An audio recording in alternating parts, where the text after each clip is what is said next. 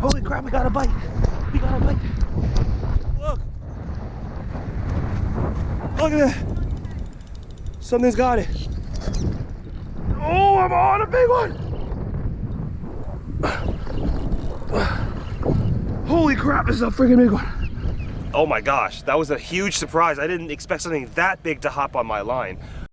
Hey, hey, hey, hey.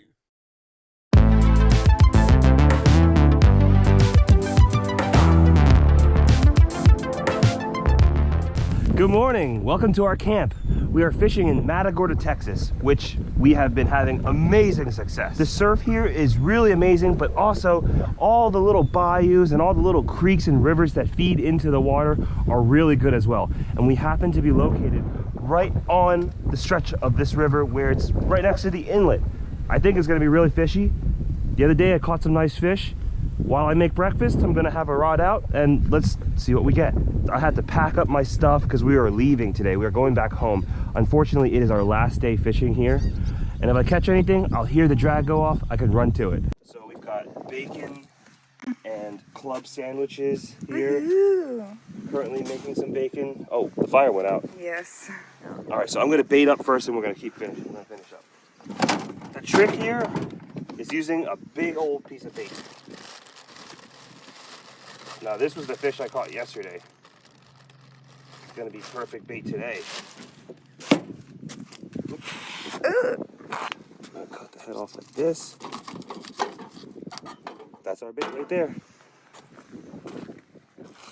Now here's our sure catch rig. Sure to catch you big fish. There we go. And I've got it on an 8-ounce weight right here. And I'm using my 14,000 size Shimano right here, which is a real workhorse. All right, let's go give it a cast. Now I'm probably gonna try and cast in the middle.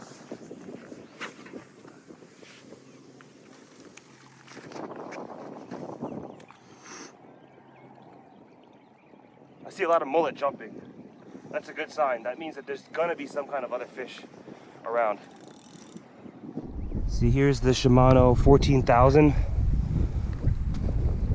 If anything pull, I'm gonna set the drag so that when I'm making breakfast, if anything pulls it, I'll hear that sound go off.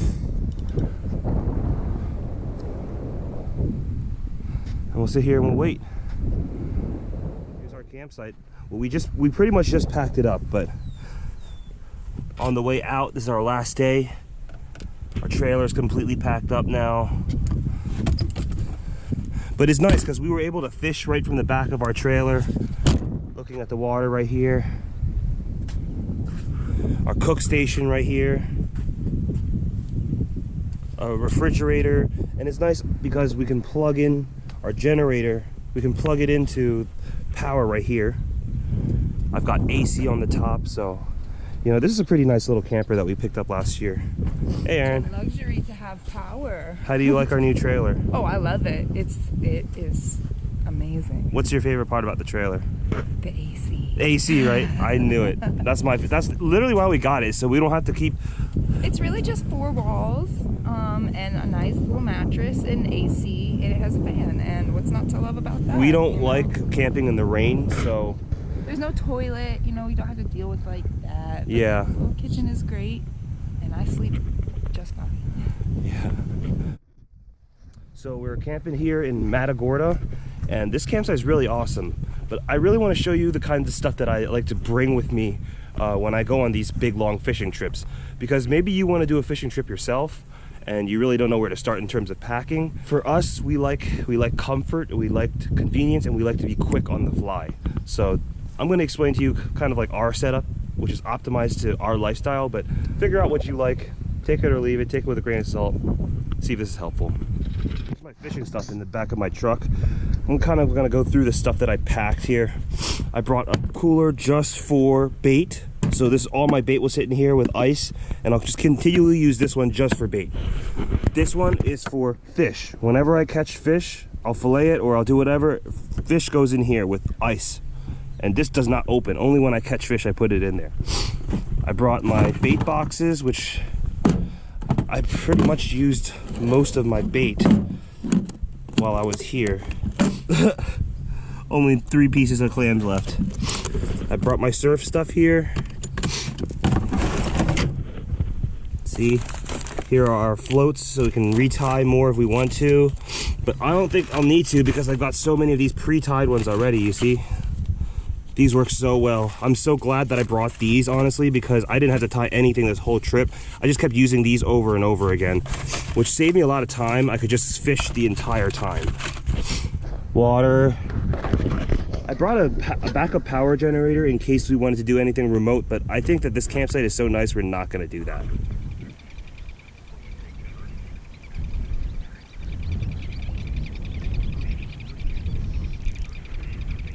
And honestly, the most helpful thing for me so far is this Kahuna wagon aluminum cart, because it's so lightweight and the tires are so big that I can haul it literally anywhere. I took it to the jetty with us.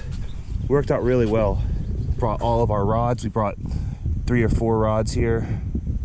These go nicely in here. Yeah, this is a pretty nice fishing setup. We've put a lot of thought into it.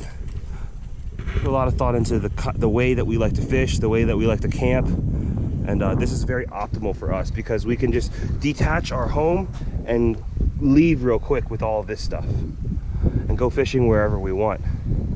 I wonder if anything has touched our rod.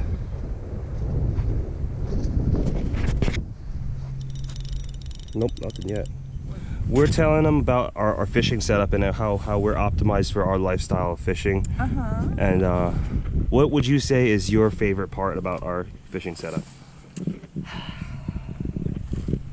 My favorite part about our whole setup? Yeah, like what do you think is the most, what is the game changer thing for us?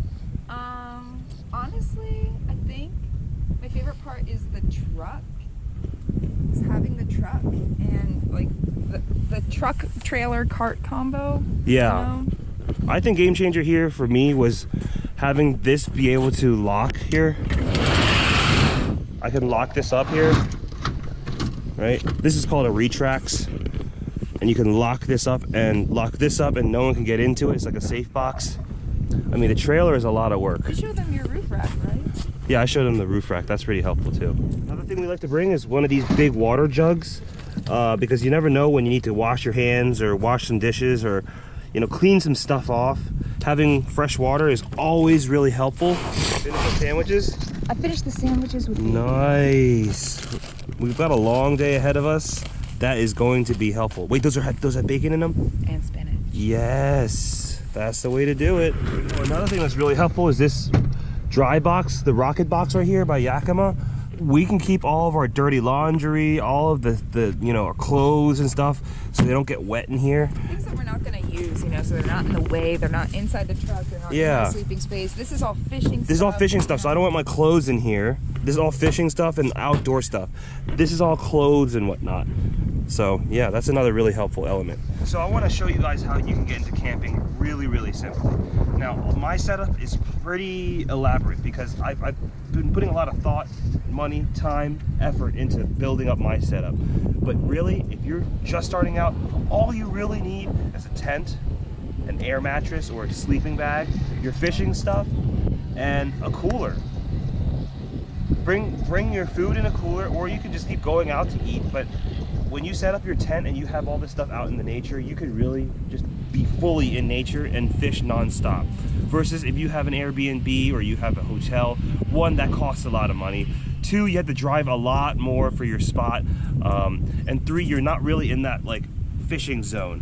When you're living in the nature, it really feels like, you know, you're up really early, you're fishing all day, you're back to sleep, you wake up, you go fishing again. It's a really different experience, and I suggest you guys try it yourself if you've never tried camping. I've explained to you my setup, but you don't have to get all these different things. It can be really simple. All you need is a tent, your fishing rods, and a cooler. And a stove. And a stove. But if you don't want to cook your own stuff, you can just keep going out to eat. Or just bring a bunch of like canned stuff and just keep heating it up. The most important part about camping is preparation. You make sure you have the stuff that you need that you don't need to have at home. And the hardest part to me is minimizing down to just the stuff that I need. I don't want to take my whole house, but I want to take everything that I will use. And every once in a while, as I'm cooking or doing whatever, I keep going back to check on my rod, make sure that nothing has been nipping it up, like little small things. Because sometimes small fish will nip it up and leave me with nothing. But it looks like nothing has touched it, so we're good here.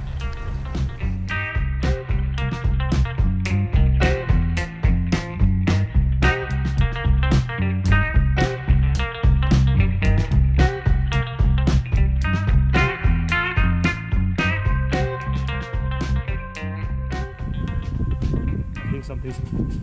Aaron!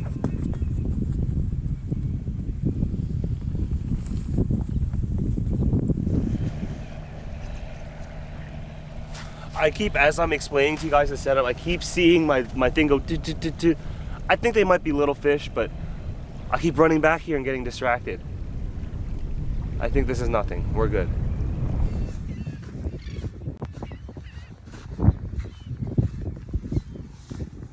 I think it's pulling it. I'm gonna let it eat it. Open the spool.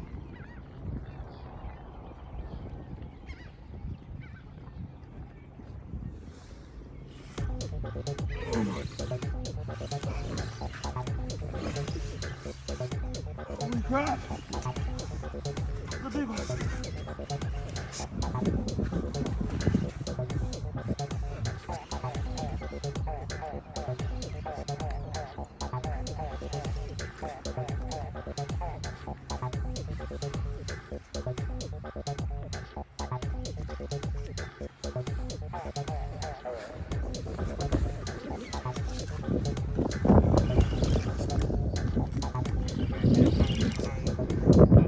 Woo! It's a big, whoa, the heck, it's a huge red. Oh my goodness. Oh my goodness. Holy crap. What a way to start the day off. All right, let me get down there. Holy crap.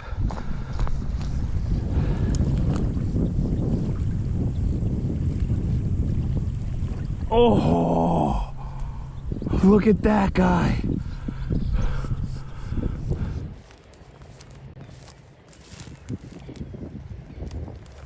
Yeah, nice. Good boy. Oh, holy crap. That's another big boy, huh? Uh-huh. That one swam through. Amazing. That was on the cut head. I just left it out there while I was cooking breakfast. Let's let this guy go.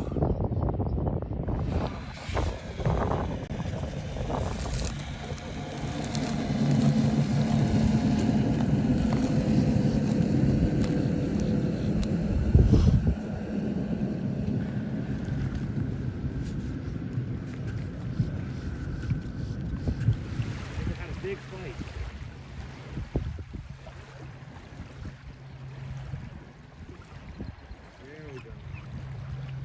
Swims off beautifully.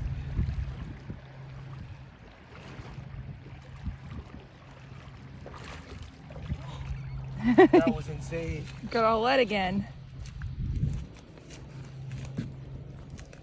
And that was on our sure catch rig with a huge, look at that huge piece of bait on there.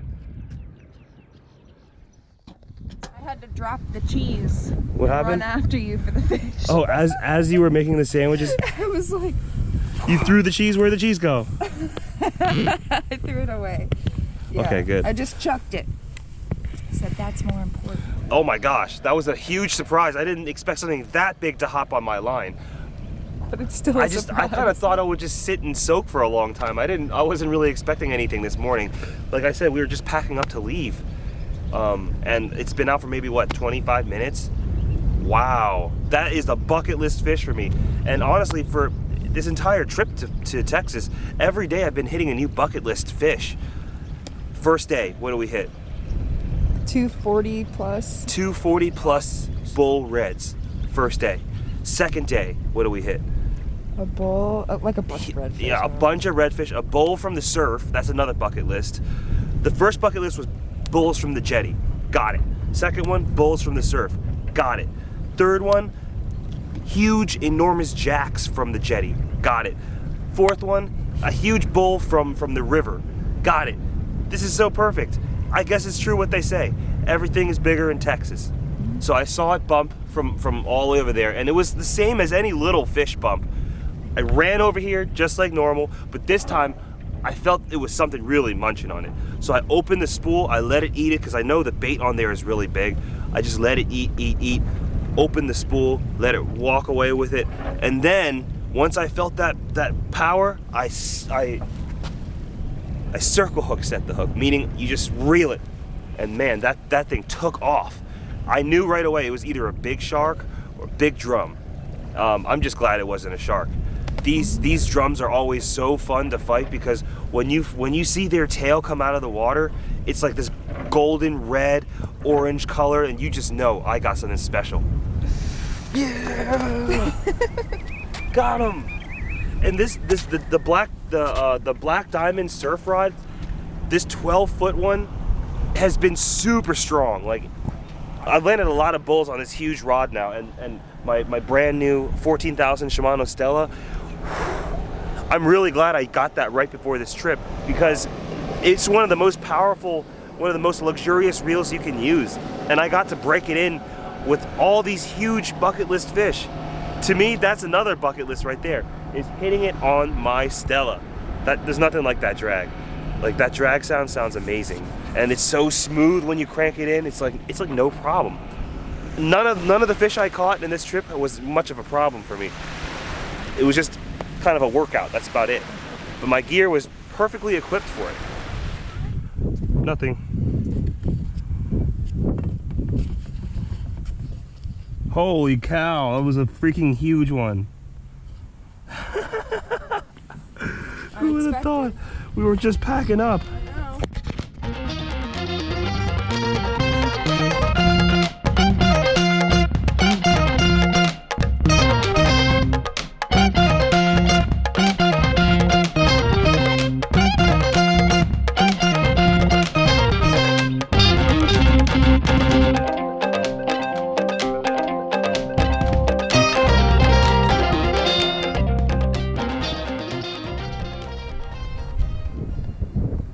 Holy crap, we got a bite.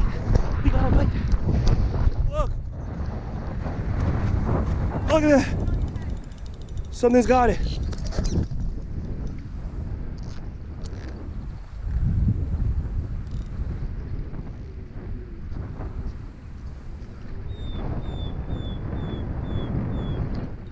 Oh, I'm on a big one. Holy crap, this is a freaking big one. Yeah. Woohoo!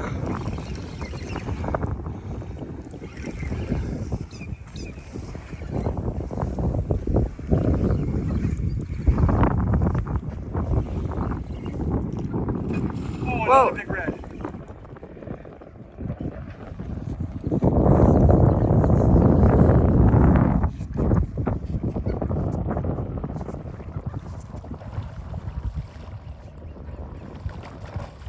Wow.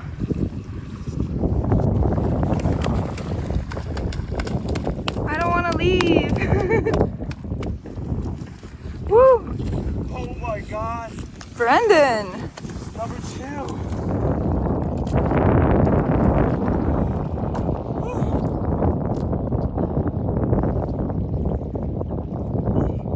Wow. That's an enormous one. Very nice. Got one.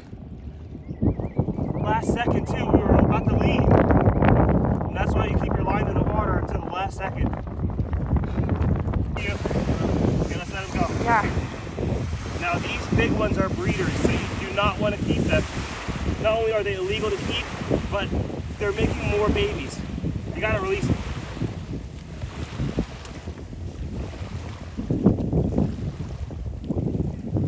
And not just release it, you have to revive it.